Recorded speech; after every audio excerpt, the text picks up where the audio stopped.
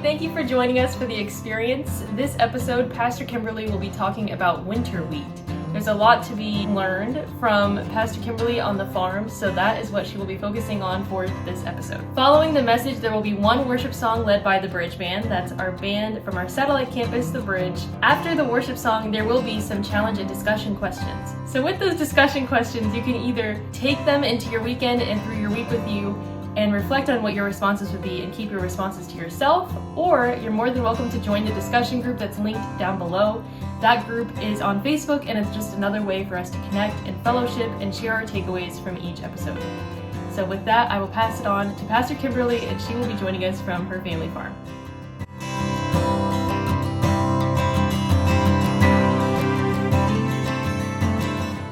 It's a little bit hard to tell where I am today, but I'm actually standing in the middle of a wheat field, and I'll show you some footage of that field here, but it's a little hard to get that background behind us. But I'm standing in a field of what we call winter wheat. And winter wheat are strains of wheat that are planted in the autumn, in the fall, with the intention that they will germinate and to develop into young plants that will remain in kind of a vegetative or a dormant state during the winter. And then in the spring, they'll start growing again. We have spring wheat and we have winter wheat. And the way we classify those, it refers to the season in which the crop is planted. And you can see this field of wheat behind me and how beautiful it is with the sun coming up. It's just beautiful there. So winter wheat is usually planted from September to November. Usually October is kind of the ideal time to plant, and it's harvested, as I said, sometime in the summer. So this field here that I'm standing in was actually planted last September, and as time goes on, it's going to just turn into this beautiful golden amber waves of grain that we often sing about in all those wonderful patriotic songs. That's what we're going to end up here in this field. And this field goes clear over the hillside here. I'm just standing on the very, very edge of the field. So as I stand in this field of winter wheat, I think about how our life compares to this wheat is planted. As I said, winter wheat is planted in the fall, typically sometime around October-ish, and it lays dormant until spring, and then it starts to come back to life.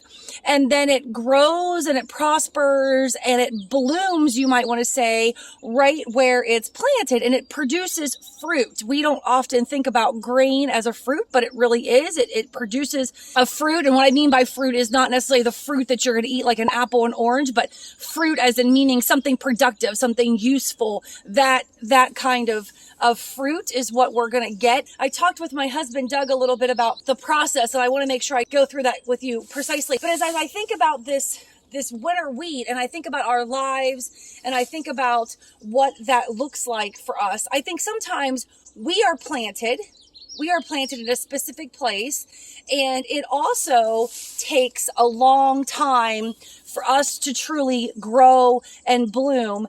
Just like right now, this field of wheat is going to look much like a field of grass. It's going to take time for it to grow and to become what it was planted to be. We are often that same way. Sometimes it takes a while for us to truly become what we have been created to be. Sometimes we lay dormant. Sometimes we're not using our gifts that we have been given. Sometimes we are not living into our full potential. Sometimes maybe we're hiding or we're running in fear. A lot of different reasons and things happen in our lives that keep us from being completely full of growth and life. And sometimes it looks just like this wheat field that right now looks like grass as it's just now coming into life. It's just now coming into life. But in the midst of our growing, we are going to also run into some temptations and some attacks from the enemies. And I think about that, and I think that's just like weeds that are going to crop up in this wheat field or along the edges of the field. So I want to show here just for a second, if you can see, this is some multiflora rose that's growing along the edge of this field. And at first sight, it looks beautiful. It looks like a rose bush. And we think to ourselves, well, that's just absolutely beautiful. But multiflora rose is an extremely invasive species. It was brought here to the United States with the intention that it would be used as a natural fence. And it has just literally taken over. And it's horrible to deal with. It's horrible to get rid of. And it just invades everything that it can possibly be allowed to invade if it's not under control. And so the temptations in our lives, the problems, the issues, the struggles that we have are much like that multiflora rose, or much like the weeds that will pop up in a wheat field. That if they're not taken care of, if they're not under control, they can creep in and do some really ugly things. And those temptations are the same way. So how do we keep our wheat fields without having weeds in them? And how do we keep the weeds out of our lives? And so I want to talk with you just a second here and share with you that process. So as I said, this wheat is planted in the fall. This wheat here was planted in October after the earliest beans, the earliest soybeans that we planted were harvested. So we planted soybeans in this field. We harvested those last September, first part of October. We come in immediately after the bean harvest and we plant our wheat. We plant our winter wheat. The wheat, as we said, it lays dormant all winter long. In the fall, before winter comes, it gets what we call a shot of fertilizer. So it gets a little boost of pick me up to get it through the winter, to give it some feed. It lays dormant through the winter. And then as soon as the wheat starts to wake up from the winter, we give it another little shot of fertilizer, another little pick me up, you might want to say, something else to get it going. And then in April, usually pretty close to Easter time, it gets sprayed. And that spraying is what helps to control the weeds. That's what also helps to control the bugs and the pests, the temptations, you might say, that will creep in. And then it'll get sprayed a second time, usually sometime in late May. It's going to get a second spraying. And that also helps to keep it from becoming full of weeds. And that's what helps it to become beautiful for those amber waves of grain that we will see coming around the end of June or 4th of July. And it's so perfect how it comes to head, and it's gorgeous just around that 4th of July when we're singing all those patriotic songs and everything looks beautiful. My camera is actually stuck in a multiflora rose right now. I'm being attacked, but it's okay. So harvest for this field of wheat is going to be sometime probably the very, very, very end of June or the very, very first part of July. So it's pretty common that we'll be harvesting wheat on the 4th of July. That's a pretty common thing for us. So we plant around 500 acres of wheat here at the farm, and our wheat all goes to Willard, Ohio, to the Star of the West Mill. And the Star of the West Mill produces flour for Pepperidge Farms. So if you eat Pepperidge Farms crackers, if you eat Pepperidge Farms goldfish, you could possibly be eating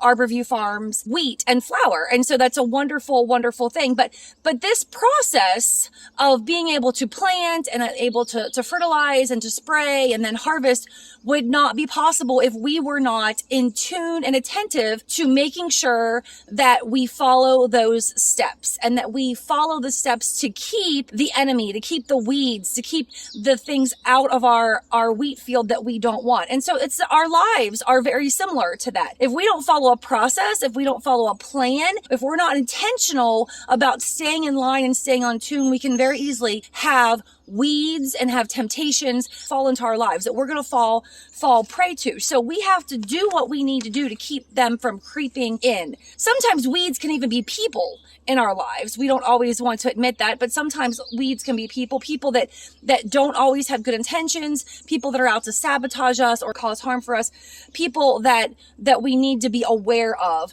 We have to monitor who we're spending time with.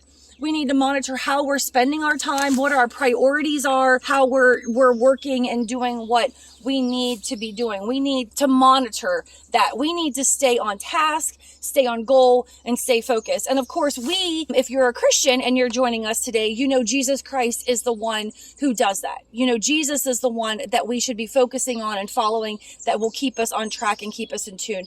If you're not a Christian and you're joining us today, we would like to invite you to have that conversation. But no matter where you are in your life or what journey or path you're on, we need to be attuned to what we're doing, what we're putting in our lives, what we're watching, how we're behaving, so that we can stay on track and that we can bloom and prosper where we are planted, just like this beautiful field of wheat here. We want to bloom and prosper right where we are planted. And so I thank you for joining us today in our wheat field. It's my crazy videography as it's going on here today. But I do hope that you will take some moments to examine your life. And I challenge you to stop and think, what temptations are coming into your life that you need to get a hold of?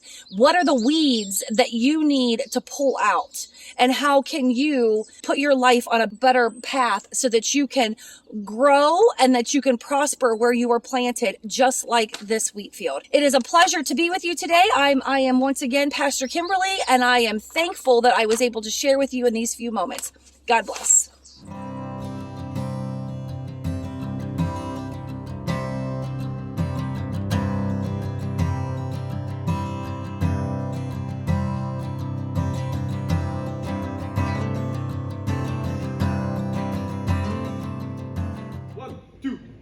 Forward.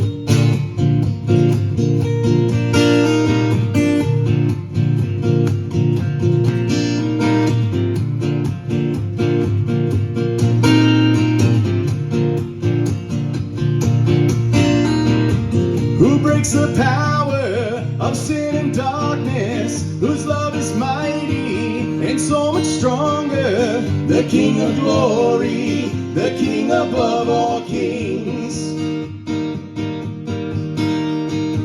Who shakes the whole earth with holy thunder, who leaves us breathless in awe and wonder, the King of glory, the King above all kings.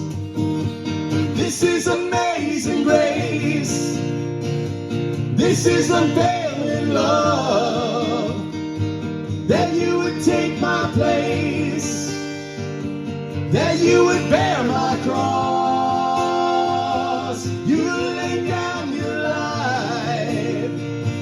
That I would be set free. Oh, Jesus, I sing for all that you've done for me.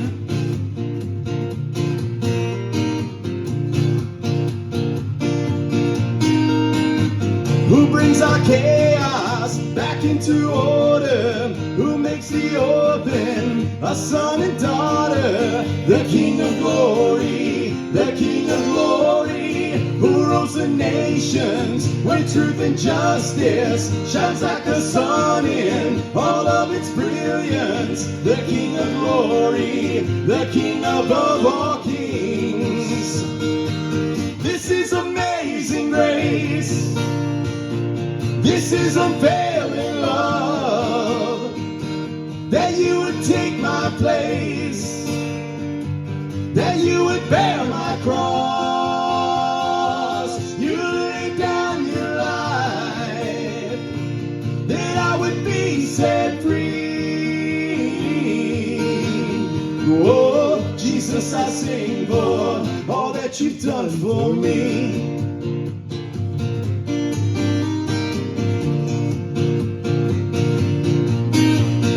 Worthy is the Lamb who was slain, worthy is the King who conquered the grave, worthy is the Lamb who was slain, worthy is the King who conquered the grave, worthy is the Lamb who was slain, worthy is the King who conquered the grave, worthy is the Lamb who was slain, worthy, worthy, worthy. Oh, this is amazing grace, this is unfailing love, that you would take my place, that you would bear my cross.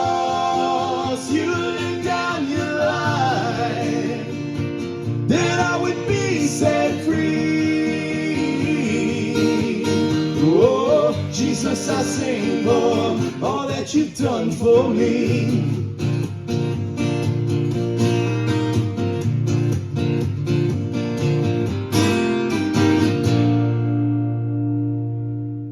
Thank you again for joining us for this episode of The Experience. That was the final episode of Season 3. So if you would, go ahead and make sure that you've liked us on Facebook and you're subscribed to us on YouTube so you don't miss the announcement when we decide to do Season 4. If you've enjoyed The Experience, please let us know. We really enjoy the feedback because it lets us know what we should do in the future. Have a great summer and God bless.